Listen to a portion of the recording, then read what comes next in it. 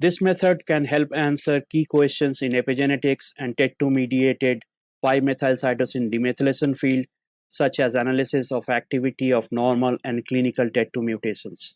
The main advantage of this technique is that native TET2 can be purified in a single step and its activity can be analyzed in terms of formation of all three products. Several graduate students would be demonstrating the procedure.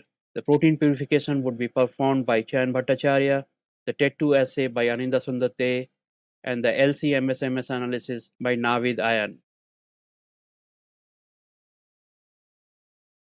For bacterial transformation, add 1 microliter of recombinant pDest14 destination expression vector containing untagged human TET2 dioxygenase to 100 microliters of chemically competent E. coli BL21 DE3 cells in a 1.7 milliliter tube.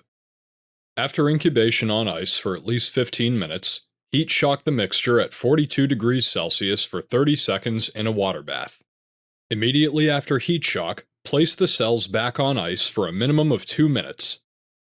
Following this, add 250 microliters of superoptimal broth with catabolite repression to cells. Incubate the bacterial cells for 1 hour at 37 degrees Celsius in a shaker. After incubation, spin down the cells by centrifuging the tube at 9,000 times gravity for 1 minute.